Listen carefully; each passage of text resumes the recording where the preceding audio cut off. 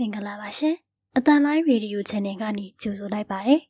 အတန်ဝတ္ထုကောင်းများကိုနားဆင်နိုင်ဖို့အတွက် channel လေးကို like and subscribe လေးလုပ်ပေးဖို့မေတ္တာရက်ခံပါတယ်ရှင်ဒီနေ့ဖတ်ပြပေးမယ့်ဝတ္ထုလေးကတော့စာရေးဆရာတကုံရွှေများရေးသားထားတဲ့ရှစ်မိုင်လူသက်မှု၌စုံတောက်ပုံဆိုတဲ့ဝတ္ထုလေးပဲဖြစ်ပါတယ်ရှစ်မိုင်လူသက်မှု၌စုံတောက်ပုံတနေ့သောနံနက်မှာကျွန်တော်နဲ့ဦးထင်ကျော်တို့ထမင်းစားစပွဲမှာထိုင်ပြီးကော်ဖီများကိုတောက်လျက်ရှိကြပါတယ်။အချိန်ကတော့နနက်9 နာရီလောက်သာရှိပြီးပြာတူလာဖြစ်တာကြောင့်အလွန်ကိုချမ်းလွန်းလာပါတယ်။ကျွန်တော်တို့မှာကလတ်ထိုင်ပေါ်မှာခက်ကိုကွေးထိုင်ပြီးကော်ဖီပူပူကိုအရသာခံတောက်သုံးလျက်ရှိရာကျွန်တော်ကစတင်ပြီးဘယ်နဲ့လဲဦးထင်ကျော်ခမည်းလဲအမှုကလေးမြတ်မလိုက်ရတာအတော်ကြပြီနော်။ဟူ၍စိတ်ပြတ်သောမျက်နှာနဲ့ပြောလိုက်ရာဦးထင်ကျော်ကဘလို့အလိုမျိုးမဆိုဆက်ပြီးလုံးမနည်းနည်းထင်ပေါ်တကိုးဗျကျွန်တော်ကတော့ခမားသိတဲ့အတိုင်းဒီအလုပ်ကိုငွေရမှရစီလို့သဘောမထားပဲအပျော်တန်းတော့လုပ်နေတော့အချို့လူတွေကလည်းကျုပ်အကြောင်းကိုထပ်ပြီးမသိကြဘူးထင်ပါတယ်ဗျာမသိဘူးဆိုလဲဟုတ်ပါလိမ့်မယ်ဒါပေမဲ့ခမားလုပ်တဲ့အလုပ်တွေကိုတော့လုပ်သမျှကျွန်တော်ဖြင့်သိပြီးသဘောကျတာပဲဗျာဦးထင်ကျော်ကရီးမောလျက်ခမားတယောက်ပဲသဘောကျရုံနဲ့လည်းမပြီးသေးပဲကိုဗျတိုင်းပြည်ကလည်းသဘောကျအောင်မှကိုခမားရဲ့စုံတောက်ပုံတွေကိုကျွန်တော်ကဝတ္ထုလုပ်ပြီးတကုံမဂဇင်းထဲမှာ4-5-6ပုတ်ထည့်ဘူးတယ်ဗျဖမ်းမိရဲ့လူတွေကတော့ခမားကိုကောင်းကောင်းကြီးချီးမွမ်းကြတာပဲဗျကျုပ်ကလည်းလာပြီးငားတိုင်းလည်းမလိုက်ဒီအလုပ်ကိုပျော်လောက်ပဲသဘောထားပြီးလုပ်တယ်ဆိုတော့ခမားပြောတဲ့အတိုင်းနာမည်ကြီးတဲ့လောက်မကြီးဘူးဆိုလို့တယ်မလားဟုတ်ပါတယ်ကျွန်တော်ကလည်းခမားနာမည်ထွက်စီခြင်းလို့ပြောတာပါဗျာဟုတ်တော့ဟုတ်ပါတယ်ကိုတင်မောင်ဒါပေမဲ့စိတ်ထားကောင်းကောင်းနဲ့အလုပ်လုပ်ရတာဒါမူလပဲမဟုတ်ဘူးလားဗျနာမည်ကြီးရဲ့ဆိုတာလေသင်္ကာရသဘောတရားနဲ့ကြည့်ရင်နောက်ဆုံးကြတော့မိမိန်ပပျောက်သွားရတာပဲမဟုတ်လားဆရာကြီးကအခုအသက်အရွယ်ကပဲတရားကြနေပြီကိုတာရုပါဗျာတာရုတရားကြလို့ပြောတာမဟုတ်ပါဘူးဗျာအလိုလှေကားကခြေတန်ကြတယ်ဗျခြေနှင်းမုံကတော့အစိုးရဘက်ကပဲလားပလိတ်ပဲလားမပြောတတ်ဘူးဤကဲ့သို့ပြောလျက်ရှိစဉ်တိုက်ပေါ်သို့ခက်ပြင်းပြင်းနေ၍တက်လာသောခြေတံကတကားဝ၌ရုတ်တရက်ရက်သွားပြီးနောက်အပြင်ဘက်မှတကားခောက်တံကိုကြားလိုက်ရတယ်။ထိုအခါဦးထင်ကျော်ကဝင်ခဲ့လေဟူ၍ပြောသည်ဖြင့်စုံတော့အင်စပက်တာဦးအောင်ဘူးလဲအခန်းထဲသို့ဝင်လာလေရဲ့။ဦးထင်ကျော်ကပြုံးပြီးနှုတ်ဆက်ရင်းနဲ့ဘဲနဲ့လဲဆရာကြီးရဲ့စောစောစီစီဘဲမြန်းဖဲရစီရအောင်သွားမလို့လဲမသွားပါဘူးဆရာကျွန်တော်မယန်းကုန်းကပြန်လာတာပါစောလာကြီးလားဗျရှစ်မိုင်မှာလူတယောက်ဓာတ်ငွေ့တင်ပြီးတေလို့ဆရာရဲ့နေရာမှာထမိပြူရင်အလိုဓာတ်ငွေ့တင်ပြီးတေတဲ့ဟုတ်စဘလို့တေပုံလဲပြောစမ်းမအောင်ဗျာမော်တော်ကားဆက်နိုးရင်အင်ဂျင်ငွေ့ထုတ်တဲ့အိတ်စောပိုက်ပေါက်ပြီးဓာတ်ငွေ့တင်တေရှာတယ်ကြောက်ကုံတဲ့ဥတာမတ်တဲ့ဆရာရဲ့ရှစ်မိုင်မှာချမ်းငားပြီးနေတယ်ဘယ်တော့မှတည်တယ်လဲဒီကနေ့မနေ့ပဲဆရာသူကားပေါ်မှာပဲတည်နေတာတွေ့သလားဟုတ်ကဲ့ဘသူကပထမဆုံးတွေ့တယ်လဲဗျဒီလိုကိုဆရာရဲ့သူ့အိမ်မှာတောက်တူမေရလေလို့ထမင်းဟင်းလဲချက်တဲ့ကိုဒုက္ခဆိုတဲ့သူတပည့်ကအိယာကနိုးတော့အိမ်ဘေးမှာရှိတဲ့မော်တော်ကားယုံနဲ့ကားဆက်နှိုးပြီးနေတဲ့အတန်ကိုကြားရတဲ့ဆရာရဲ့ဒါနဲ့ကားထားတဲ့ယုံကတကားလဲမပွင့်စောစောစီစီသူ့ဆရာဘဲကူသွားမလို့မော်တော်ကားကိုဆက်နှိုးပြီးနေပါလိမ့်လို့သွားကြည့်တော့လာကားပေါ်မှာဆရာတိုင်းကင်ပြီးတော့ဥတာမတ်ဟာငုတ်တုတ်ကြီးတည်နေတာတွေ့ရတဲ့ဗျဒီအိတ်စောပိုက်ပေါက်ပြီးကာပူမိုနောက်ဆိုင်ဆိုတဲ့တငွေကိုကြကြလေးရှူမိရင်နဲ့တိတ်တက်တာပဲကိုဗျဒါဘာဖြစ်တုံးတိတ်လည်းမထူးဆန်းပါဘူးဗျာမတော်တဆဖြစ်ရင်လည်းဖြစ်တတ်တာမျိုးပဲဟုတ်တယ်ဆရာရဲ့ဒါကြောင့်ကျွန်တော်လည်းအလောင်းကြည့်ပြီးမတော်တဆဖြစ်သွားတဲ့အမှုဆိုပြီးပိတ်ဖို့အမိန့်ပေးခဲ့ပါပြီဒါဖြင့်ဘာလို့သေးလဲဗျဩဒီလိုရှိနေပြန်နေဆရာရဲ့ဥတာမတ်ကလွန်ခဲ့တဲ့6လလောက်ကအိန္ဒိယအသက်အာမခံကုမ္ပဏီတစ်ခုမှာငွေ9000နဲ့အသက်ပေါင်ထားတယ်။ကုမ္ပဏီကကိုယ်စားလှယ်နဲ့ကျွန်တော်တွေ့ခဲ့ပြီးသူ့အပြောကသူတို့ကုမ္ပဏီကငွေ9000ထုတ်ပြီးပေးရတာကအကြောင်းမရှိဘူး။တကယ်လို့တခြားလူတယောက်ကတက်ပြီးသေးတာမျိုးဆိုသူတို့ကုမ္ပဏီတပတ်ရိုက်ခံရတဲ့အတွက်အမတန်ရှက်တယ်တဲ့ဆရာရဲ့။ဒါကြောင့်အမှုမှန်ကန်ရာရောက်ပြီးတရားခံပေါ်အောင်ဆရာလိုက်ပြီးစစ်ဆေးပေးစီခြင်းတဲ့အကြောင်းကျွန်တော်ကိုပြောနေတယ်။ပြီးရကပြီးပြီပဲဗျာ။သူကဘာမှမတင်ကဆရာအကြောင်းလဲဗျ သူတို့ကုမ္ပဏီတွေကကြီးများတာပေါ့ဆရာရဲ့။တေးရဲ့သူကဒီလောက်ပေါ့ပေါ့ဆဆမလုပ်တန်ရဘူး။ပြီးတော့ပိုက်ပေါက်လို့တန်းငွေတစ်လုံးဟောက်ထွက်မဲ့တည်ရင်စင်းပြေးနိုင်တဲ့အခြေအနေရှိတယ်။ဒီဟာတွေသူပြောချင်တာပေါ့ဆရာရဲ့။စေးတံကိုခဲရင်စဉ်းစားလျက်ဟုတ်တော့ဟုတ်တယ်ဗျ။ဒီတန်းငွေထွက်လာတာကိုလွတ်အောင်စင်းပြေးမယ်ဆိုရင်လွတ်နိုင်နေဗျ။ကားထားတဲ့ယုံကတကားတွေရောဒီတကားကြီးလည်းမဖွင့်ဘူးတဲ့ဆရာရဲ့။ပိတ်ရက်သားတွေ့ရတဲ့ဒရိုင်ဘာလုပ်တဲ့အကောင်ကိုမိကြည့်တော့သူ့ဆရာရောသူရောစက်ကိုနှိုးပြီးလို့ဆက်နှိုးမှတကမာကြီးကိုဖွင့်လိမ့်ရှိပါတယ်ဆရာရဲ့ဒီဟာလေးနည်းနည်းတော့ထူးဆန်းတာပဲအမွေစားအမွေခံကောမကြံရိပ်ခဲ့ဘူးလားသူမတယောက်ကမန္တလေးမှာရှိတဲ့ဆရာရဲ့သူ့စီကိုလည်းဦးတုခကကြီးနဲ့ရိုက်လိုက်ပါပြီကိုင်းဆရာရဲ့ဒီအသက်အာမခံကုမ္ပဏီကကိုယ်စလဲလဲကျင်းနေအောင်တစိမ့်လောက်လိုက်ခဲ့စမ်းပါအောင်ထိုအခါဦးထင်ကျော်လဲကျွန်တော်ဘက်ကိုကောင်းလှည့်ပြီးစေးတံကိုခောက်လျက်ကိုင်းကိုတင်မကျုပ်တို့လဲအမှုကလေးမြဲမရတာကြာသွားပြီဗျခမများပဲအခုတင်ပြောနေသေးရဲ့မဟုတ်လားကိုင်းလာဗျာ8မိုင်ကိုသွားကြရအောင်ကျွန်တော်တို့လဲဦးအောင်မှုဖိတ်ချချက်အရာတက်စီတစည်းနဲ့အတူတူထွက်ခဲ့ကြလေရာပုံတယ်လဲရှိတိုက်တလုံးရှိမှာဥစွာဆိုက်ရောက်လာပါတယ်ထိုတိုက်ကရခင်ဦးအောင်မှုပြောတဲ့အိန္ဒိယအသက်အာမခံကုမ္ပဏီတစ်ခုရဲ့အလုပ်တိုက်ဖြစ်ပြီးတော့တိုက်သွင်းသူဝင်သွားမိရင်ကိုယ်စလဲစုသူနဲ့တွေ့ရလေဦးအောင်ဘူးလဲဦးထင်ကျော်ကိုအသက်အာမခံကိုယ်စလဲနဲ့မိတ်ဆက်ပေးပါတယ်ကိုယ်စလဲကဦးထင်ကျော်၏အမိကိုရခင်ကတော်တော်ကြားဘူးပေမဲ့အခုလူချင်းတွေ့ရသဖြင့်အလွန်ကိုဝမ်းမြောက်ပါကြောင်းနဲ့ပြောဆိုနှုတ်ဆက်လေရဲ့အဲဒီနောက်မှာကျွန်တော်တို့ကိုလက်ဖက်ရည်စီဂရက်ကွင်းရာတွေနဲ့အခန့်ပြီးလောကုပြူငါပြုပြီးရဲ့နောက်အင်္ဂလိပ်ဘာသာနဲ့ဟုတ်တယ်ဦးထင်ကျော်ရဲ့အင်စပက်တော်မင်းကတော့သူ့အလိုလျောက်တန်းငွေတင်မိသေးရဲ့လို့သဘောရတာနဲ့အမှုကိုမတော်တဆဖြစ်ပွားတဲ့အမှုဆိုပြီးပိတ်လိုက်တာတော့မှန်ပါတယ်ကျွန်တော်တို့ကုမ္ပဏီကလည်းတည်ရဲ့လူရဲ့အမွေစားအမွေခံတွေကိုစာချုပ်မှာပါတဲ့အတိုင်းပေးရမယ်ဆိုတာမှန်ပါတယ်ဒါပေမဲ့တကယ်လို့များအမှုမှန်မဟုတ်ဘဲနဲ့သူများလက်ချက်နဲ့တည်တာဖြစ်ရင်တော့ကျွန်တော်တို့ကလက်တယ်ကိုမပေါ်ပေါ်အောင်လိုက်ပြီးထိုက်တဲ့အပြစ်ရအောင်လုပ်ရမယ်ကျွန်တော်တို့ရဲ့ဝတ္တရားကြေပုံမှာကိုဗျဒါမှခမည်းကဘလို့သဘောရလဲထူတော့မဟုတ်ပါဘူးခမည်းဒီတန်းဝဲကိုကြကြရှူမိရင်လူကိုသေးစီတယ်ဆိုတာကျွန်တော်ယုံကြည်ပါတယ်ဒါပေမဲ့ဥတာမက်ကမော်တော်ကားလဲမောင်းတက်ပြီးမော်တော်အင်ဂျင်အကြောင်းကိုလည်းကောင်းကောင်းနားလည်လေလူတယောက်ဗျဒီရောဗျာ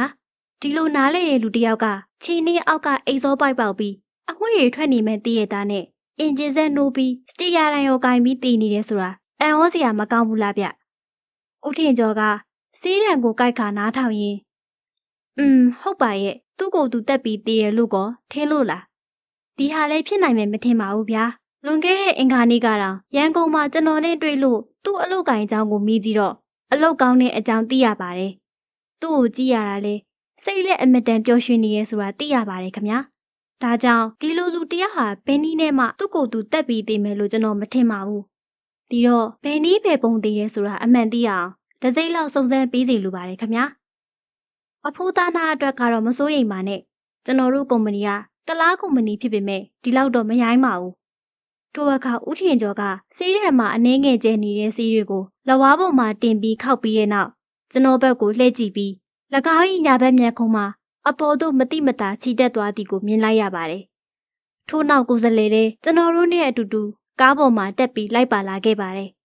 ။မော်တော်ကားပေါ်မှာအင်စပက်တော်ဦးအောင်ဘူးကတေသူကြောက်ကုန်တဲ့ဦးတာမက်ကရာဇဝင်ကိုတီးသလောက်ဦးထင်ကျော်ကိုပြောပြနေပါတယ်။ဦးတာမက်က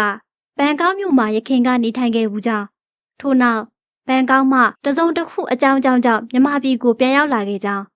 မြန်မာပြည်နဲ့နယ်ခြားဖြစ်တဲ့ကော့ဂရိတ်မှာတနစ်ခန့်ပြနေထိုင်ခဲ့ပြန်ကြောင်းထိုမှတဖန်လွန်ခဲ့တဲ့9နှစ်ကမှရန်ကုန်သို့ရောက်လာပြီးကြောင်များကိုရောင်းဝယ်ကူးတန်းပြီးတော့မကူလန်းတွင်ဆိုင်ကလေးတစ်ဆိုင်ဖွင့်ပြီး၎င်းရဲ့တပည့်မောင်တုခဆိုသူနှင့်ယခုချိန်ကြီးတွင်အေးချမ်းစွာနေထိုင်ခဲ့ကြောင်းလွန်ခဲ့သောတစ်နှစ်ကမှယခုမော်တော်ကားကိုဝယ်ပြီး10မိုင်မှမော်တော်ကားမောင်းသူတငယ်တယောက်ကိုကားမောင်းဖို့ငှားထားကြောင်းဦးတာမက်ကတာမယာမရှိသူကိုတုခဆိုသူကသာအိမ်အောင်ထိန်ထိန်ချင်းထမင်းဟင်းချက်ပြုတ်ခြင်းအလုပ်ကိုလုပ်ရကြောင်းကိုတုခဆိုသူမှာကော့ကရိတ်တင်ဦးတာမက်နေစဉ်ကတွဲ၍ခေါ်ခဲ့ပြီးလျင်၎င်းနှင့်အတူတူယခုအချိန်ထိနေထိုင်ခဲ့ကြောင်းကိုတုခမှာရိုးသားဖြောင့်မတ်ပြီးတစ္ဆာရှိတဲ့တပည့်တရားဖြစ်ကြောင်းစသည်ပြီးပြောပြလျက်ရှိရာ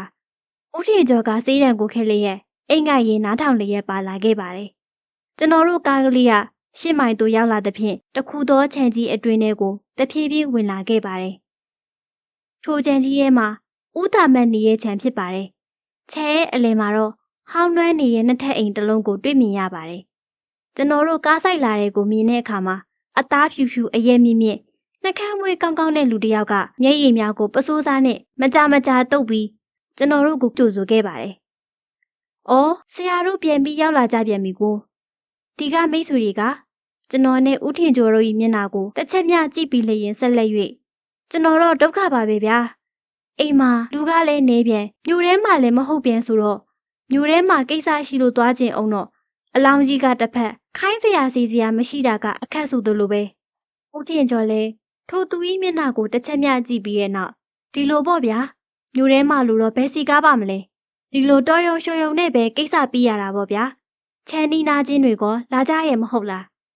လာတင်တလောက်တော့လာကြပါရဲ့ခမညာဟောဒါနဲ့ဒီကအင်စပက်တော်မင်းပြောတဲ့အတိုင်းမန္တလေးကတူတူမစီကိုတော့ကြီးနှံရိုက်လိုက်ပြီဆိုဟုတ်ကဲ့ခမညာရိုက်လိုက်ပါပြီဒါဖြင့်မနေ့ဖြန်မနေ့စောစောရောက်နိုင်မှာပေါ့လိုက်လာမယ်ဆိုရင်ရောက်နိုင်ပါတယ်ထို့နောက်ဦးထင်ကျော်လည်းအိမ်ကြီးအခြေအနေကိုသိလို့ဒီနဲ့ကျွန်တော်တို့အားလုံးအိမ်တွင်းသို့ဝင်ခဲ့ကြပြီးကိုတူခကလည်းတိမ်လုံးကိုအနှံ့အပြားလိုက်၍ပြလေတယ်အိမ်ကြီးဟာဟောင်းနှံ့တဲ့အိမ်ကြီးတစ်ဆောင်ဖြစ်ပေမဲ့လည်းအတွင်းမှာတော့အတော်အတန်တက်ရက်လျက်ရှိပြီးအိမ်ရှိဧကန်နောက်ဖွေးမိဖို့ကြောင့်ရေချိုးကမ်းမှစား၍နေသားတကြားရှိနေသည်ကိုတွေ့ရပါတယ်ကျွန်တော်တို့လည်းဦးတာမဲ့အိတ်တဲ့အခန်းကိုရောက်လာကြတဲ့အခါအခန်းကအိမ်တောင်ပရီဘောကဟူ၍များစွာမရှိပဲတယောက်အိတ်ကရင်တစ်လုံးဇပွဲတစ်ခုကလတ်ထိုင်နှလုံးနဲ့စာအုပ်ဘီရိုတစ်လုံးရေအိုးတင်ထားတဲ့ဆက်တစ်ခုအပြင်အိယာခေါင်းရင်းနေရံမှာလဲဖျားနဲ့ညောင်ရည်အိုးစင်တစ်ခုအင်းကြီးများကိုချိတ်တဲ့ဂျိတ်တစ်ခုရှိပါလေရဲ့ဦးထင်ကျော်လဲအခန်းရဲ့အခြေအနေကိုအနှဲငယ်ကြည့်ရှုပြီးရဲ့နောက်ကိုင်းထွက်ကြစို့ဗျာမထူးပါဘူးဖူ၍ပြောဆိုကအိမ်ရှိဧကန်သို့ထွက်ခဲ့ကြပြန်ရာဧကန်သို့ရောက်လျင်အိမ်ရှိမှအသက်30ခန့်ရှိလူတစ်ယောက်ဝင်လာသည်ကိုတွေ့ရသည်နဲ့ကိုတုခကလည်းထိုသူကိုလက်ညှိုးထိုးလျက်မော်တော်ကားမောင်းတဲ့မောင်ချိုဆိုတာသူပါပဲဗျာ။ဦး၍ပြောလိုက်ရာဦးထင်ကျော်ကလည်းတစ်ချက်မျှလှမ်းကြည့်ပြီးနောက်အင်စပက်တော်ဦးဝုံမှုကိုစကားပြောရန်လှည့်သွားလေသည်။နောက်မှဝင်လာတဲ့မော်တော်ကားမောင်းသမားမောင်ချိုလည်းဦးထင်ကျော်ကိုစိုက်ကြည့်ပြီးရဲ့နောက်အနှဲငယ်တုံ့လှုပ်သွားသည်ကိုဦးထင်ကျော်မြင်လိုက်ဟန်မတူတော့လဲကျွန်တော်မြင်လိုက်ရပါတယ်။အလောင်းထားတယ်ဆိုတဲ့အခန်းကကိုတုခအိတ်တယ်ဆိုတဲ့ချီရင်ကန်ဖြစ်ပြီးတော့ထိုအခန်းအတွင်းမှာတန်ငယ်2ယောက်3ယောက်တို့ကအလောင်းစင်ကိုပြင်ဆင်လျက်ရှိနေကြပါတယ်။ဦးထင်ကျော်ကအလောင်းထားတဲ့ဦးတုခအခန်းကိုမဝင်သေးပဲ။ကိုင်းကိုအောင်ဘူးကျွန်တော်တို့မော်တော်ကားရုံနဲ့တွားပြီးကြည့်ကြအောင်ဆိုဗျာ။တန်ငယ်ပဲဦးလဲကွမင်းနာမည်မောင်ချိုမဟုတ်လား။လာကွယ်တွားကြရအောင်။မောင်ချိုကခေါင်းကုံလျက်ဟုတ်ပါတယ်ခမညာ။တွားချင်ရင်လိုက်ပြီးပို့ပါမယ်ခမညာ။မဝေးပါဘူး။ကားလေဒီတိုင်းပဲရှိရမဟုတ်လား။ဒီတိုင်းပဲခြေရလက်ရမပြတ်ထားပါတယ်ခမညာအင်စပက်တော်မင်းမနက်စောကြီးကြည့်ပြီးသွားတဲ့အတိုင်းပဲခမညာမော်တော်ကားထားသောယုံမှာအိမ်နောက်ဖွေးနဲ့ပင်90ခန့်မြသာဝေးပြီးသူ့ဖြစ်မိုးလျက်အတော်တရက်စွာစောက်လုပ်ထားသောကားယုံတို့ကျွန်တော်တို့ရောက်လာကြတဲ့အခါကိုတုခလေးမော်တော်ကားယုံရဲ့ရှိတဲ့ကားကိုတော့ဖြင့်ဖွင့်ပေးရာကျွန်တော်တို့အထဲကိုဝင်ခဲ့ကြပါတယ်အတွင်းမှာတော့၄ယောက်ထိုင်အပြာရောင်အဆက်ကားတစ်စီးကိုတွေ့ရပါတယ်စုံတော့အင်စပက်တော်ဦးအောင်ဘူးမှာဒီအမှုကမတော်တဆဖြစ်ပွားတဲ့အမှုလို့တထစ်ကြမှတ်ယူပြီးဖြစ်ရာဝစ်ကြေဝစ်ကုံမြတာကျွန်တော်တို့နဲ့အတူလိုက်ပါလာပြီးဦးထင်ကျော်ကလည်း၎င်းကဲ့သို့ပင်ပြည်ရှိလာသောအမူအရာကိုမြင်ရသဖြင့်ကျွန်တော်မှစိတ်ပင်ခက်ပြက်ရှိနေပါတယ်ထို့နောက်ဦးထင်ကျော်ကလည်းပေါက်၍နေသည်ဆိုသောအိတ်စောပိုက်ကို၎င်းခနော်ခနဲ့တက်ဆင်ထားသောခြေနှင်းပုံကိုတေးချစွာကြည့်ရှုပြီးနောက်မောင်ချိုကားကိုမကန်ရသေးဘူးနော်လက်ဖျားနဲ့အောင်မထရသေးပါဘူးဆရာဒီပိုက်လုံးပေါက်တာအရင်ကမင်းမသိဘူးလားကွသိပါတယ်ခမညာကျွန်တော်လဲဒီကနေ့ join ကိုဆက်မယ်လို့ထားတာကန်ဆိုးကျင်တော့ဒီကနေ့လင်းအားကြီးမှာဆရာကအမတ်တမဲ့ဆက်နိုးပြီးတော့ဒီလိုဖြစ်သွားရတာပဲခမညာကျွန်တော်အပြစ်ဆိုရင်လဲစိုးစရာပါပဲခမညာမနေ့ကသာပိုက်ကိုဖာလိုက်ရင်ဒီလိုဖြစ်မှာမဟုတ်ပါဘူးဗျဦးထင်ကျော်ကစိတ်ကျဉ်တဲ့အမူအရာနဲ့ဩဒါတော့ကံကြောင်းတရားပေါ့ကွယ်ဖြစ်ချင်တော့ကြံဖန်ပြီးဖြစ်လာတာပေါ့ပိုက်ကဘယ်တော့မှပေါက်တယ်လဲတနေ့ကခမဘဲကပေါက်တယ်လဲကွမင်္ဂလာတုံအပြန်လမ်းမှာပေါက်တယ်ခမမင်းဆရာကိုဒီအကြောင်းမပြောပြဘူးလားပြောထားပါတယ်ခမဒါဖြင့် သူတိရဲ့သားနဲ့စနိုးတာပေါ့ဟုတ်ကဲ့မိနေလို့ထင်ပါခမကိုတုခဘသူလဲလဲရဲ့ကိုတုခကဘယ်အချိန်လောက်စနိုးနေတယ်ကြားရတာလဲ9 နာရီလောက်ပါခမဒီကနေ့ဘယ်မြန်သွားစရာရှိရဲ့ပြောသေးလဲဘယ်ကူမှသွားမယ်မပြောပါဘူးခမကားယုံကတော့တကားတွေလည်းပိတ်လျက်သားတွေ့ရတယ်ဆိုဟုတ်တယ်ခမကားကိုစနိုးပြီးမှယုံတကားကိုဖွင့်လေးရှိကြပါတယ်ဒရိုင်ဘာဘက်သူလဲလဲရဲ့ဟုတ်ရဲ့လားကွယ်မောင်ချိုဟုတ်ပါတယ်ဗျာကိုတုခပြောတဲ့အတိုင်းပါပဲထို့နောက်ဦးထင်ကျော်ကစိတ်ပြက်သောအမှုရာဖြင့်ကိုင်းပြားကိုအောင်ဘူးကိုတာမက်အလောင်းကိုတွားပြီးကြည့်ကြရအောင်ဟူ၍ပြောသဖြင့်ကျွန်တော်တို့လည်းအိမ်သို့ပြန်ပြီးလက်လျှောက်ခဲ့ရာအလောင်းထားရာကိုတုခအခန်းတို့ဝင်ခဲ့ကြပါတယ်အခန်းကအတော်ကျယ်ဝန်းတဲ့အခန်းဖြစ်ပြီးတော့အလောင်းစင်ကလည်းအခန်းရဲ့ရှီနာမှာထားရှိပြီးဂရင်အနားမှာတငယ်3-4ယောက်တို့ကအလောင်းစင်ကိုပြင်ဆင်နေသေးရှိကြပါတယ်ဦးတာမက်ကအသက်40ကျော်မြသာရှိပြီးအရက်မနှိမ့်မမြင့်ရှိကအသားမဖြူမညိုဖြစ်ပါတယ်အေဒီဟုပင်ဆိုရတော့လေဂရင်ပေါ်မှာအမောပြေအိတ်နေတယ်လို့ပင်ဖြစ်နေပါတယ်အခန်းရဲ့နောက်ပိုင်းမှာလည်းလူတရက်တသားများမြင့်သောကန့်လက်ကတစ်ခုချိတ်ဆွဲထားရာဦးထင်ကျော်ကလည်းကန့်လက်ကနှစ်ခုကိုဆက်ထားတဲ့နေရာကိုအနှင်းငယ်ဖွင့်ပြီးတော့အတွင်းကိုကြည့်လိုက်တဲ့အခါစပွဲပေါ်မှာလက်ဆွဲတက်ပုံတစ်တာကလေးတစ်လုံးနဲ့အနီးမှာသတင်းစာဖိုင်တွေတစ်ခုပလင်းတစ်လုံးကိုတွေ့မြင်ရပါတယ်ဦးထင်ကျော်ကကန့်လက်ကနှစ်ခုဆက်ထားတဲ့နေရာမှာရက်ပြီးကန့်လက်ကားကိုအတန်ငယ်ဆွဲခွင့်လိုက်တာကြောင့်ကျွန်တော်မြင်ရခြင်းဖြစ်ပါတယ်အတွင်းဘက်ကိုကျွန်တော်တို့လှမ်းကြည့်သည်ကိုတုခကရိတ်ကင်းနေမြင်တာနဲ့ရုတ်တရက်မျက်နှာပြတ်သွားသည်ကိုလည်းကျွန်တော်တွေ့လိုက်ရပါတယ်ထိုကလက်ကနှစ်ခုဆက်ကြားအနီကျမ်းပြင်ပေါ်မှာစာရွက်စုပ်ကလေးတစ်ခုကြားလျက်ရှိရာဦးထင်ကျော်က၎င်းစာရွက်စုပ်ကလေးကိုတက်ခဏမြငုံကြည့်ပြီးကောက်ယူမိလုပ်ပြီးမှမကောက်ဘဲဖနှက်နဲ့ဖိထားလိုက်လေတယ်ထိုအခါကျွန်တော်လည်းဦးထင်ကျော်မတော်တဆနင်းထားမိခြင်းလို့ထင်သဖြင့်ကျမ်းပေါ်သို့ခေါင်းငုပ်ပြီးကောက်မယ်ပြူတာနဲ့တပြိုင်နက်ဦးထင်ကျော်ကကျွန်တော်ရဲ့လက်ရပန်းနှစ်ပေးကိုသူ့ရဲ့လက်ဝဲဘက်လက်ဖြင့်မတိမတာပုတ်လိုက်ပြီးနောက်ဒီလူကလည်းဟေ့ကိုတင်မမိချစ်ပေးစမ်းပါဗျာတောင်းနေရကြားလာပြီမကြားဘူးလားဟူ၍ပြောလိုက်ပါတယ်ဒါကြောင့်ကျွန်တော်မှစာရွက်ကိုမကောက်ဖြစ်တော့ပဲမိချစ်ကိုအိတ်ထဲမှနှိုက်ပြီးဦးထင်ကျော်ကိုပေးလိုက်ရပါတယ်အပြင်ဘက်သို့တခြားသူတွေထပ်သွားတဲ့အခါမှာကျွန်တော်လည်း၎င်းတို့ဆန္ဒအရာလိုက်ပါသွားခဲ့ရပါတယ်သို့တော်ဦးထင်ကျော်ကစေးရန်ကိုစိတ်ပြေနှစ်ပြေမင်းကြီးရင်းနဲ့နေရခဲ့တဲ့ဖြင့်နောက်ဆုံးမှထွက်လာခဲ့ပြီးလေရင်ကိုင်းကိုအောင်မှုပြန်ကြားစို့ဗျာအတော်တော်နေမြင့်သွားပြီဟူ၍ကိုအောင်မှုကိုလှမ်း၍ပြောလိုက်ပါတယ်ထိုအခါအသက်အာမခံကိုယ်စလဲကစိတ်ပြက်တဲ့အမူအရာနဲ့ဦးထင်ကျော်ကိုကြည့်ရှုလျက်ရှိရာဦးထင်ကျော်လည်းခေါင်းကိုရမ်းလျက်အပြင်ဘက်ကိုထွက်သွားသည်နှင့်ကျွန်တော်တို့လည်း၎င်းနောက်မှလိုက်ပါသွားရပါတယ်ထို့နောက်ကျွန်တော်တို့လည်းမတော်ကားပေါ်ကိုတက်လိုက်ကြပြီးကိုတူးကားကကျွန်တော်တို့ကိုခြံဝါသို့ရအောင်လိုက်၍ပို့ပါတယ်ကျွန်တော်တို့ကားကရန်ကုန်ဘက်သို့ပြန်ထွက်ခဲ့တဲ့ဖြင့်9 မိုင်ကိုကျော်လွန်ပြီးအင်စပက်တော်ကိုအောင်မှုမှာမိမိပေးခဲ့သောအမှုမှာမိမိထင်မြင်သည့်အတိုင်းအမှုမှန်ဖြစ်သည်ဟုသဘောရသည့်အတွက်စီဂရက်မမိဖို့များကိုအားရပါရဖွားထုတ်လျက်အသက်အာမခံကိုယ်စလဲကလည်းမိမိသွေးထားတဲ့အတိုင်းမဟုတ်ပြီဟုစိတ်နှလုံးဒုံဒုံချတဲ့လက္ခဏာနဲ့ကြောင်တစ်ခုမှကုတ်လျက်ရှိရာဦးထင်ကျော်ကလက်နက်ဖက်ကိုပိုက်ရင်းနဲ့စေးရန်ကိုခဲပြီးစကားတခုမှမပြောဘဲမိမ့်လျက်လိုက်ပါလာခဲ့ပါတယ်။ဒါနဲ့ဦးထင်ကျော်ကဒီအမှုနဲ့ပတ်သက်ပြီးတစုံတရာကိုနဲ့နဲစွာစဉ်းစားနေလျက်ရှိကြောင်းသိရပါတယ်။ကျွန်တော်မှဤအကြောင်းကိုမစဉ်းစားနိုင်ပဲလှပတဲ့အစာအုပ်များနဲ့ရှုမြော်ကင်းများကို၎င်းတရရွေ့ပြောက်ရွေ့သားတဲ့လမ်းပေါ်ကတစ်ပင်တွေကို၎င်းကြည့်ရှုပြီးလိုက်ပါလာခဲ့ပါတယ်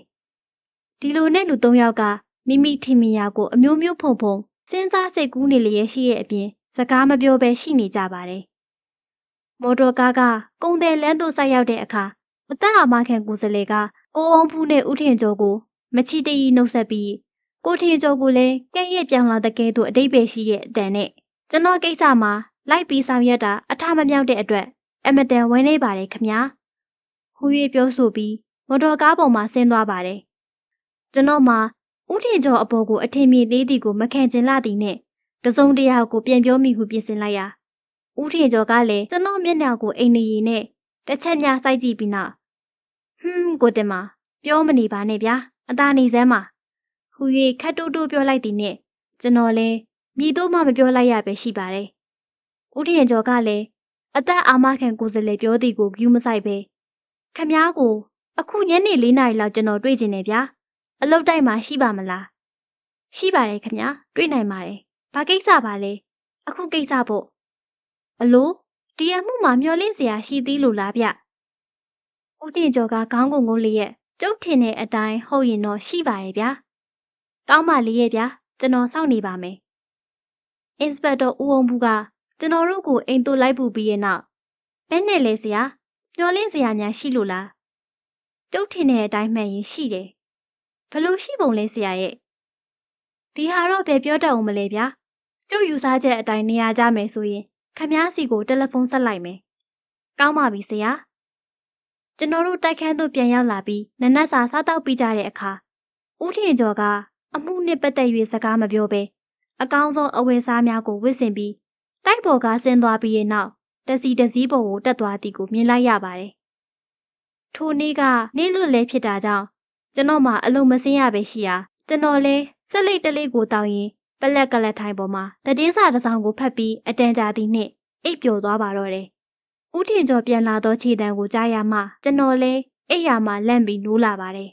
။ဦးထင်ကျော်ကအဝေးစားများကိုလဲပြီးကြောင်တစ်ချောင်းရှိစပွဲပေါ်မှာ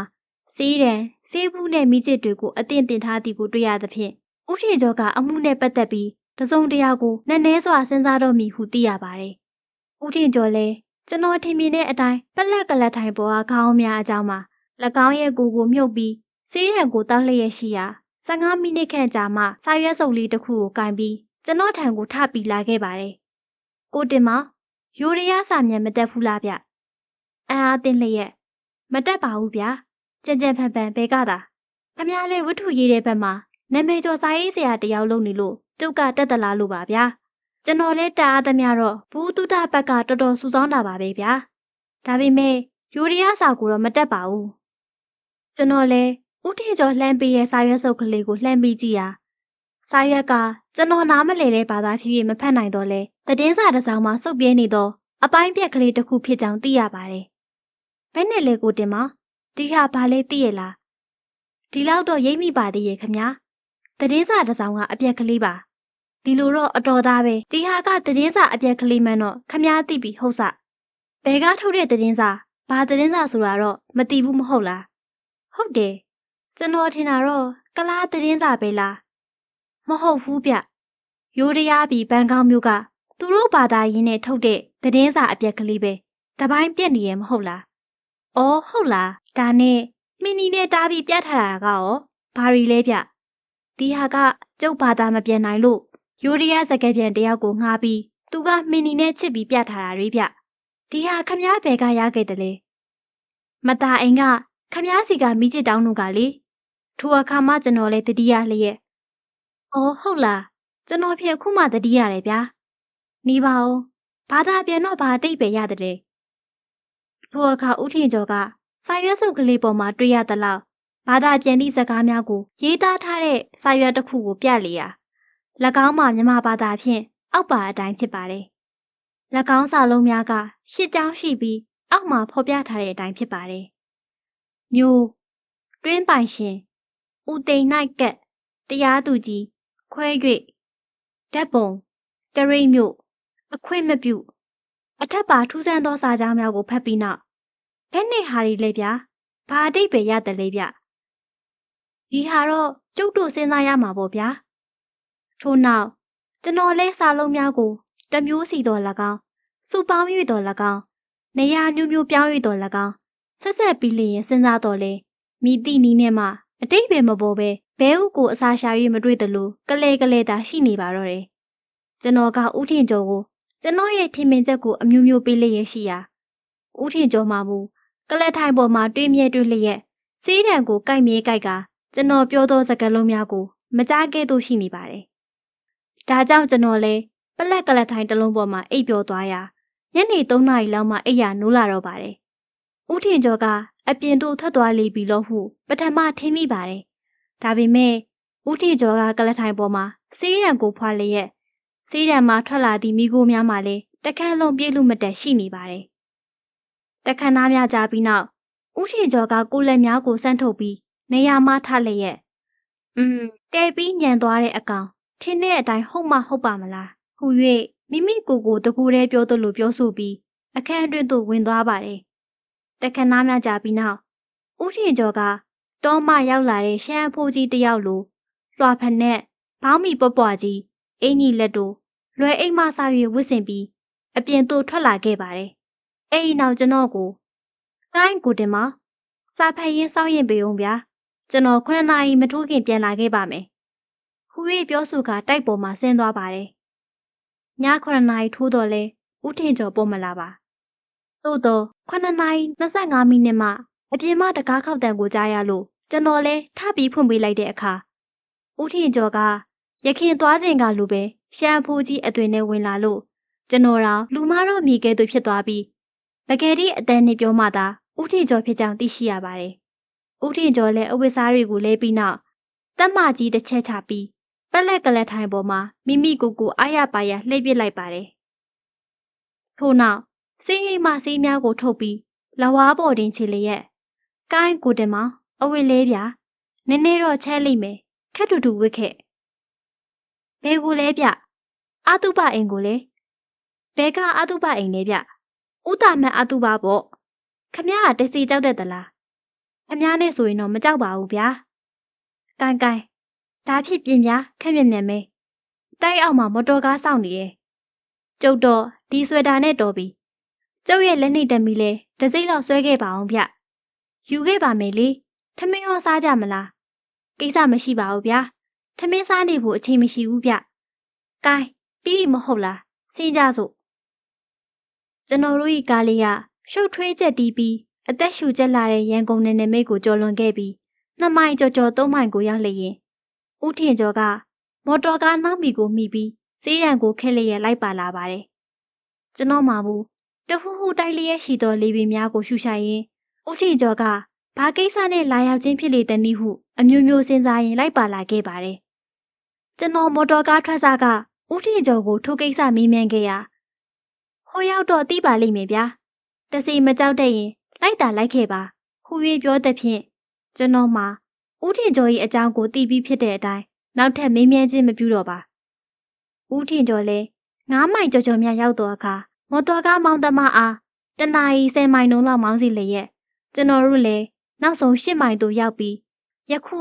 စိတ်လက်စဈေးရုံနဲ့မျက်နှာချင်းဆိုင်တစ်ပင်တပင်ရဲ့အရေးအောက်မှာမော်တော်ကားကိုရက်စီပါတယ်အဲဒီနောက်ဦးထင်ကျော်လည်းကျွန်တော်ဘက်ကိုလှည့်ပြီးကျုပ်ကိုအောင်ဘူးနဲ့ချိန်ထားတယ်ဒီလူတဲပြီးနောက်ကြတာကိုဗျအစိုးရအမှုထမ်းပြီးဒီလိုရိရနေရင်ဘယ်ဖြစ်မလဲဟောကြည်စမ်းကိုတင်မှာရန်ကုန်ဘက်ကကားလာနေတယ်ကိုအောင်ဘူးကားနဲ့တူတယ်ဗျဟူ၍ပြောဆိုလျက်ရှိစဉ်ဟိုကားကကျွန်တော်တို့ဘက်ရောက်လာပြီးတဖြည်းဖြည်းအချိန်တက်ပြီးရက်သွားပြီးရဲ့နောက်အင်စပက်တော်ကိုအောင်ဘူးနဲ့လူ3ယောက်ကကားပေါ်ကနေဆင်းလာကြပါတယ်ကိုအောင်ဘူးနဲ့ဆင်းလာသူတွေကအရက်ဝက်အရက်စားဝစ်စင်ထားတော့လဲပလိတ်သားများဖြစ်ကြောင်းသိရှိရပါတယ်အဲဒီခါဦးထင်ကျော်ကဘယ်နဲ့လဲဆရာကြီးအိတ်လေနောက်ကြတာပဲဗျလက်ပတ်နာရီကိုကြည့်လျက်8နာရီနဲ့မိနစ်40ရှိပါသေးရဲ့ဆရာရဲ့တော်ပါသေးရဲ့ဗျာဦးထင်ကျော်လဲအိမ်များမှန်ပရင်ကိုဖောက်မြင်တဲ့ကရိယာတွေပါလာတဲ့တရေအိတ်တစ်လုံးနဲ့ဟန်တိန်တုတ်တစ်ချောင်းကိုဆွဲထုတ်လျက်ရှိလျာကိုအောင်ဘူးကလည်းဦးထင်ကျော်အကြံပေးရဲ့အတိုင်း၎င်းရဲ့လူ3ယောက်နဲ့တင်းလျော်တဲ့နေရာတွေကိုနေရာချထားပေးပါတယ်အဲဒီနောက်ဦးထင်ကျော်ကကျွန်တော်တို့ကိုမှောင်နေတဲ့တစ်ပင်ရိပ်များအောက်မှခြံများကိုဖျက်ပြီးလျင်ခေါ်သွားတဲ့ဖြင့်ကိုအောင်ဘူးကလည်းဦးထင်ကျော်၏နောက်မှလိုက်လျာကျွန်တော်လည်းကိုအောင်ဘူး၏နောက်ကိုကပ်ပြီးတစ်ဖက်လိုက်ရပြန်ပါတယ်ခြံနဲ့ခြံများကြော်ပြီးနောက်ထူထပ်သောဝါးရုံကလေးများကာရန်ထားတဲ့ခြံစည်းရိုးတစ်ခုကိုဖောက်၍ဝင်ကြရာနောက်ဆုံးမှာဦးတာမတ်၏ခြံအတွင်းသို့နေဘေးဘက်မှဝင်လာကြပါတယ်မသားအိမ်မင်းဖြစ်တော်လဲပရိသတ်မရှိစူညံခြင်းမရှိဘဲတိတ်ဆိတ်ပြီးလျင်အိမ်ရှိအဲကမ်းမှာလူ4-5ယောက်ကိုသာကတ်ဆွဲလျက်တွေ့ရပါတယ်အိမ်ရဲ့အနောက်ဘက်နဲ့နေဘေးဘက်မှာလူသူဟူ၍မမြင်ရပဲရှိပါတယ်အလောင်းကိုတော့ခြေအိမ်ကဖြစ်တဲ့ကိုတုခခန်းမှာထားပြီးကျွန်တော်တို့ဝင်လာတဲ့ဘက်ကတခြားတစ်ဖက်ဖြစ်တာကြောင့်အလောင်းထားသည့်အခန်းသို့ရောက်အောင်ခြံနောက်ဝေးဘက်မှလှည့်ပြီးလာရတာဖြစ်ပါတယ်ကျွန်တော်တို့2ယောက်လည်းဦးထင်ကျော်၏နေဘေးမှတစ်ဖက်တစ်ယောက်လိုက်ပါလာကြပါတယ်အလောင်းထားရအခန်းဒီသို့ရောက်လာတဲ့အခါထိုအခန်းရဲ့ပြတင်းပေါက်2ခုရှိတဲ့အနက်ဦးထင်ကျော်ကတပေါက်ကိုရွေးချယ်ပြီးနောက်တရေအိတ်တွင်ပါတဲ့တခိုးကရိယာများနဲ့ကျင်လည်စွာဖွင့်စပြုပါတယ်10မိနစ်ခက်ကြတဲ့အခါမှာတော့ပြတင်းပေါက်ကပွင့်သွားပါတယ်ပြတင်းပေါက်ပွင့်သွားတာကြောင့် ဦးထင်ကျော်လည်းကြော်လွားပြီးအိမ်တွင်းသို့ဝင်သွားရာကျွန်တော်တို့လည်း၎င်းနည်းတူနောက်မှလိုက်၍လှုပ်ကြရပါတယ်။ထို့နောက်ဦးထင်ကျော်ကသူ၏တနက်ကိုကျွန်တော်ကိုပေးပြီးကိုင်းကိုဝုံဘူးခမအိတ်ရှိပေါက်ကစောင့်ဗျာသူများဝင်လာရင်လက်သီးနဲ့သာပိတ်နှံပြီးတကားကိုပိတ်ဖြစ်အောင်ပိတ်ထားပြီးတော့ဒါပေမဲ့ဒီခဲနဲ့ကိုကြောက်တာနဲ့ဘသူမှလာမယ်လို့တော့မဟုတ်ပါဘူးဗျာကိုတင်မောင်ကဓမီဖွင့်ပြဗျာဟူ၍လေးတန်နဲ့ပြောလိုက်သဖြင့်ကိုဝုံဘူးလည်းအိတ်ရှိသို့သွားတော့အပေါက်တွင်ကလကာ၏နောင်နာမှစောင့်ရည်နေပါတယ်ကျွန်တော်နဲ့ဦးထင်ကျော်တို့ကအလောင်းစင်ရှိရာကိုခြေတံမကြောက်တလှမ်းချင်းသွားကြပါတယ်ဖက်မိန်ထွန်းသားသောလာတာမှန်ကလေးရဲ့မှုံရီမှုံမွားအယောင်တွေကအခန်းအတွင်းရအရာဝတ္ထုတွေကိုပို့ပြီးကြောက်မက်ဖက်ကောင်းဖြစ်နေပါစီတယ်ကိုတာမဲ့၏အလောင်းကိုလည်းအခေါင်းအတွင်းသို့ထည့်သွင်းပြီးဖြစ်ကြောင်းတွေးရှိရပါတယ်အလောင်းစင်ကခက်ရိုးရိုးပင်ပြင်ထားတာကြောင့်ဦးထင်ကျော်လည်းခေါင်း၏အောက်၌၎င်းအလောင်းစင်၏အောက်၌၎င်းလက်နှိပ်တက်မိဖြင့်တခဏများထိုးကြည့်ပြီးတဲ့နောက်အလောင်းစင်အောက်ကကျမ်းပြင်ပေါ်တွင်အာရမောက်ကမြေမုံများနဲ့ဖုံများကိုမှန်ဘလူးဖြင့်ကြည့်ရှု၍နေလေတယ်။ထို့နောက်ဦးထင်ကျော်လည်းမိမိထင်တဲ့အတိုင်းဟုတ်လေပြီဟုသောမျက်နှာထားနဲ့အာရမောက်ရာမှထပြီးလာခဲ့ပြီလေ။ကိုင်းကိုတင်မောင်အသားကလေးလဝါးနဲ့အုပ်ပြီးဓမီထိုးဗျာဟူ၍ပြောပြီးနောက်အခေါင်းဖုံးတွင်စုပ်ထားသောဝက်ဟုများကိုဝက်ဟုလေးဖြင့်တစ်ချောင်းစီဖြုတ်စာပြုလေပါတယ်။ကံအားလျော်စွာပဲတစုံတစ်ယောက်သောသူမှကျွန်တော်တို့အခန်းထဲကိုဝင်မလာခဲ့ပါအင်စပက်တော်ကိုဝုံဘူးလဲကလတ်ကအကွယ်မှတနက်ကိုတော်ရီသောလက်များဖြင့်ကင်ပြီးစောင့်စမ်းလျက်ရှိပြီးကျွန်တော်ရဲ့လက်များကလည်းရခင်ထက်ပင်ပို၍တုံရီလျက်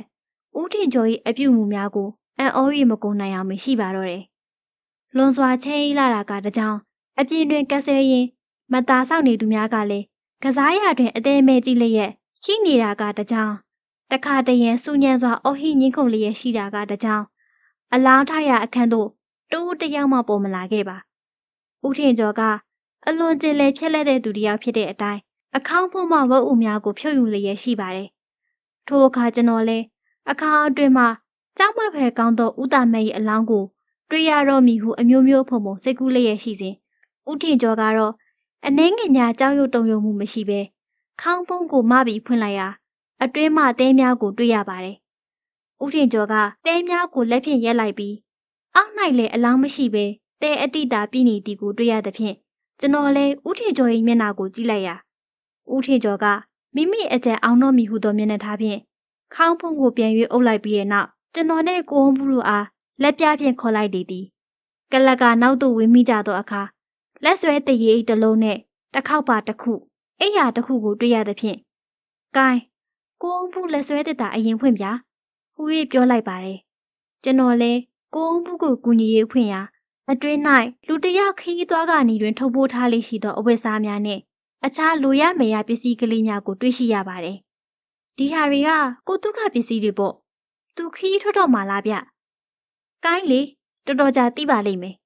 ။တရီတစ်တာကြီးအောက်ဆုံးမှာကျွန်တော်တို့လည်းအပြာရောင်ပလင်းကလေးတစ်ခုကိုတွေ့ရှိရာ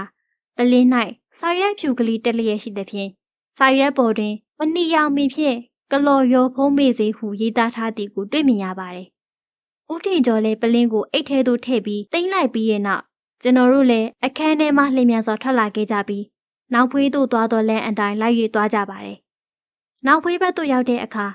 မီးဖို့ကမ်းမှတကားတစ်ချက်ပွင့်လျက်ရှိသဖြင့်ကျွန်တော်လည်းပွင့်နေတဲ့ပရင်းပေါအတွင်းသို့လန့်ကြည့်ရာမီးဖို့ခန်းကအိမ်ရှိခန်းနှင့်ဆက်သွယ်နေသောအလင်းရောင်မရှိသဖြင့်လမ်းဘက်မှအတော်အတန်လင်းထိပ်လျက်ရှိသောမီးရောင်လေးတစ်ခုကတကားကြားတစ်ခုမှထိုးထွက်နေပြီးဦးထင်ကျော်လည်းကျွန်တော်လက်မှ6လုံးပြူးကိုယူပြီးပရင်းပေါကိုကြော်ပြီးလျင်ရှေ့ဆုံးမှဝင်သွားလေရာကိုဝုံးဘူးနဲ့ကျွန်တော်တို့လည်းနောက်မှလိုက်သွားကြပါတယ်။ထို့နောက်ဦးထင်ကျော်ကကိုဝုံးဘူး၏ပခုံးကိုပုတ်လျက်ကိုင်းခမအပြင်ကသာနေရဲ့ခမလူများအသိရှိရဲ့နော်။ကောင်းပါပြီဆရာ။ကျုပ်ရဲ့တနက်တန်မဲကြကြအော်တန်မဲကြကြတခါတည်းအိမ်ထဲကိုဝင်ခဲ့ပြီးတော့ကြားလားဝစီကိုလည်းမှုတ်လိုက်နော်။ကြားပါတယ်ဆရာ။သွားပြီတော့ကိုတင်မလာဗျာ။ကျုပ်ပြစ်လိုက်ရင်ဝတ်တာချနော်။တော်တော်တော့ကျန်းတဲ့အကောင်တွေနဲ့တူတယ်။တတိထားခြေတံမကြားစီနဲ့ဦးတင်ကျော်လည်းမီးရောင်ထွက်၍လာသည့်ပရင်းပေါက်သို့မှန်း၍သွားလျာကျွန်တော်တို့လည်းလက်ကောင်းနောက်မှဟန်တိန်တုတ်ကိုကင်ကထက်ကြမကွာလိုက်သွားပါတော့တယ်။မီးရောင်ထွက်၍လာသောတကားနှင့်2000ခန့်ဝေးသည့်နေရာသို့ရောက်တဲ့အခါထိုမီးရောင်မှာအခန်းတစ်ခု၏တကားအတွင်းမှ ကက်လန့်ထိုး၍ပိတ်ထားတော့လဲကောင်းစွာမစေ့သဖြင့်ထိုးထွက်လျက်ရှိသောမိအောင်ဖြစ်ကြောင်းသိရတဲ့အပြင်အခန်းတွင်မှတီတိုစကားပြောတဲ့များကိုလည်းမထင်မရှားကြားရပါတယ်။ထိုအခါဦးထင်ကျော်ကမိအောင်လာရာမစေ့တစေ့ရှိသောတကားကြားအတွင်းသို့ကြည့်ရှုလျာကျွန်တော်လည်း၎င်းအတူအပေါ်မှကြော်၍အခန်းတွင်သို့ကြည့်မိလေသည်။အခန်းတွင်၌စပွဲရှိတလုံးပေါ်တွင်ဦးတာမဲ၏အလောင်းကြီးတင်လျက်ရှိလျက်၎င်း၏အနီး၌ကကိုတုခသည်ဆရာဝန်များအသုံးပြုလေရှိသည့်အင်ကြီးအဖြူလက်ရှိကြီးကိုဝတ်ကဆေးဆရာဝန်ကလူနာကိုခွဲတက်ကဲ့သို့လက်ထဲမှာဓားကောက်ငယ်လေးတစ်ခုကိုကင်ထားလျက်၎င်း၏အနီးမှာတော့မော်တော်ကားမောင်းသမားမောင်ချိုကသူ့ကိုကူညီလျက်ရှိသူကိုတွေ့မြင်ရ၍ကျွန်တော်မှဒီလိုမမျှော်လင့်ထားသောအမူအရာတို့ကိုတွေ့မြင်ရသောကြောင့်အတော်ပင်တက်တည်တည်လျက်ရှိပါတယ်။ထိုအခါဦးထင်ကျော်ကကျွန်တော်ကိုမျက်နှာရိပ်ပြလိုက်သဖြင့်ကျွန်တော်တို့လည်းဘေးချင်းတိုက်ရက်ခါမစီးတစီရှိနေတဲ့တကားကိုအသက်ကုန်ပြေးဝင်တိုက်ခတ်ရာတကားအတွင်းမှလက်ရှက်ပြုတ်သွားသဖြင့်အခန်းအတွင်းသို့နှစ်ယောက်သာလဲကျသွားတော့သည်ဦးထင်ကျော်ကစက္ကန့်အနည်းငယ်အတွင်းပြန်၍ထနိုင်ပြီးမောင်ဒုက္ခအားအတင်းပြေးဝင်တိုက်ခိုက်ပါတော့တယ်။မောင်ချိုမှာကြက်တည်တည်ပြီးကျွန်တော်တို့ကိုကြည့်နေလျက်ရှိပါတယ်။သူတို့ကရုတ်တရက်တိုက်ခိုက်ခံရတာကြောင့်ခုခံရန်သတိမေ့နေပေမဲ့ကိုဒုက္ခကခါးကြားမှဓမြောင်ကိုလှိမ့်မြန်စွာထုတ်လိုက်ပြီးတဲ့နောက်ဦးထင်ကျော်၏ရင်ဝါးစီသို့ချိန်ရွယ်ကလက်ကိုတအားမြောက်လိုက်သည့်တပြိုင်နက်ကျွန်တော်လည်းဟိန်တိန်တို့ဖြင့်၎င်း၏လက်ကိုတအားလွှဲရိုက်ချလိုက်ရာဓားသည်ကျန်းကျင်ပေါ်သို့တွင်းစင်ကျသွားပါတော့တယ်။မောင်ချိုကပါဇက်အဟောင်းသားနဲ့ချက်တည်တည်းရရှိနေပါသေးတယ်။ဒါပေမဲ့မကြပါ။ကိုတုခကဦးထင်ကျော်ကိုအတင်းဝင်လုံးလျက်ရှိရာမောင်ချိုမှလည်းချက်တည်တည်းရရှိရာမှာတတိယလာပြီးကျွန်တော်အားအတင်းဝင်ရောက်တိုက်ခိုက်ပါတော့တယ်။ထိုအခါကျွန်တော်လည်းမောင်ချို၏လက်အတွင်းမှအတင်းယုံထွက်ကပလိတ်ခရာကိုမှုတ်လိုက်ပါတယ်။ထိုအခါမှအိမ်ရှိကမ်းမှစူညံစွာပြေးလာတဲ့အတန်များကို၎င်းအိမ်နောက်ဖေးမှနေ၍ကိုအောင်ဘူးမှုတ်လိုက်တဲ့ဝစီတံကို၎င်းကြားရပြီးနောက်အင်စပက်တော်ကိုအောင်ဘူးနဲ့အရက်ဝစ်အရက်စားဝတ်ထားတဲ့ပလိတ်၃ယောက်တို့ကအခန်းအတွင်းသို့ပြေးဝင်လာကြရာကိုတုခနဲ့ဒရိုင်ဘာမောင်ချိုတို့ကတမိနစ်အတွင်းတထိတ်ခတ်ပြီးသားဖြစ်သွားပါတော့တယ်။ကိုင်းကိုအောင်ဘူးခမားလူတွေခေါ်သွားလေအလောင်းကိုလည်းစေးုံကြီးကိုပို့ပြုတ်သူတို့ဘာလို့ဒီလိုခွဲဖို့ကြံနေဆိုတဲ့အကြောင်းရန်ကုန်ရောက်မှကျုပ်ရှင်းပြပါမယ်ဗျာ။ဟုတ်ကဲ့ဆရာ။ဒါဖြင့်ဆရာတို့ပြန်နေမှာတော့ကျွန်တော်လိုက်ခဲ့ပါမယ်။ကျွန်တော်တို့စီးလာတဲ့ကောက်ကိုပဲစီးသွားတာပေါ့။အိမ်တို့ရောက်လျင်ကျွန်တော်တို့လည်းပလက်ကလထိုင်များပေါ်မှာပြစ်လဲပြီးအမောဖြည့်ပြီးနောက်ဦးထင်ကျော်ကမောင်ဖိုးလူပြင်ပေးတဲ့ဘီစကစ်2ခုကျက်ဥကျော်2ဘက်ကန်ပေါင်မုတ်3ချက်နဲ့ကော်ဖီတစ်ခွက်ကိုမြိန်ရှိုက်စွာစားတော့ပြီးကဲအခုမှပဲဗိုက်ပြေးသွားတယ်ဗျာ။ဘယ်နဲ့လဲကိုတင်မောင်ကျုပ်တို့အတုပရှုသွားကြတာကမတ်ထန်းလေးများတော်တော်ရရဲ့လားဗျ။ဟူ၍ပြည့်ရီပြောသည်နဲ့ကျွန်တော်ကတော်ပါဗျာ။ခမရဲ့အတုပရှုမျိုးနောက်တစ်ခါကျွန်တော်မလိုက်ပြစီနဲ့ခမတကူရဲတာကြွတော်မူပါ။ဟူ၍ပြန်ပြီးပြောလိုက်ပါတယ်။ညစာစားတော့ပြီးရဲ့နောက်ဦးထင်ကျော်လည်းစီးရန်ကို3ဖွာများအပတရဆက်၍တောင်းလျက်ရှိရာကားတစ်စီးဆိုင်လာပြီးကိုအောင်ဘူးတိုက်ပေါ်သို့ရောက်လာပါတယ်။ဘယ်နဲ့လဲကိုအောင်ဘူးအတော်မောလာပြီးဟုတ်စအခုတော့အသက်အာမခံကိုယ်စလေပြောတာမှန်တယ်လို့ဖြစ်နေပြီဟုတ်ပါတယ်ဆရာဒါပေမဲ့အခုထက်ထိကျွန်တော်ဖြင့်မရှင်းလင်းသေးပါဘူးဗျာကျုပ်လည်းအစတော့ရိုးရိုးပဲထင်မိတာပေါ့ဗျာဒါပေမဲ့ဒီဒုက္ခဆိုတဲ့အကောင်ရဲ့မျက်နှာကိုမြင်ကြတဲ့ကအကြံသမားတယောက်ဆိုတာတော့ကျုပ်ရိပ်မိလိုက်တယ်ပြီးတော့ဗျာခမတစ်ခုစဉ်းစားကြည့်စမ်းမော်တော်ကားမောင်းတဲ့လူတယောက်ကအိတ်စောပိုက်ပေါက်နေမှတည်ရဲ့နဲ့စက်နိုးတယ်ဆိုတာဖြစ်နိုင်ပါမလားကိုအောင်ဘူးရဲ့ကာဘုံမိုနောက်ဆိုင်ဆိုတဲ့ဓာတ်ငွေကလူကိုသေးစေတယ်ဆိုပေမဲ့ရုတ်တရက်သေးတာမဟုတ်ဘူးလေဗျအင်မတန်ကြာမှသေးတာစင်းပြေးနိုင်ရဲ့သားနဲ့စင်းမပြေးပဲနေတာအံ့ဩစရာမကောင်းဘူးလားဟုတ်ပါတယ်ခမဒီတော့ဥတမတ်ကိုသူတို့ကကားပေါ်မှာကျိုးနဲ့တုတ်ထားရင်တုတ်ထားဒါမှမဟုတ်တခုခုနဲ့တက်ပြီးမှကားပေါ်ယူလာရမယ်မဟုတ်လားတက်ရင်ဘလို့တက်မလဲစိတ်ကြွေးပြီးတက်ရင်တက်ဒါမှမဟုတ်မေးစည်းနဲ့တက်ရင်တက်ရမှာပေါ့ဒါနဲ့ကျုပ်လေစိတ်မဝေခွဲနိုင်အောင်ဖြစ်နေတော့ပလကာကြားကစပွဲပေါ်မှာကလိုရိုဖုန်းခေါ်တဲ့မေးစည်းပလင်းကြီးကိုသွားမြင်နေဗျပြီးတော့ကံအားလျော်စွာနဲ့ပဲအမှုဟာပေါ်ကျင်တော့သတင်းစာအပြက်ကလေးကကျမ်းမြင်ပေါ်ကျနေတာကိုဗျအော်ဆရာကျွန်တော်ကိုညနေကပြတဲ့ဘန်ကောက်ကထုတ်တဲ့သတင်းစာအပြက်ကလေးဆိုတာလား အစ်စ်ပေါ်ဗျာအမှုကဒီစာရွက်ပေါ်မှာအဓိကကျနေတာကိုဗျ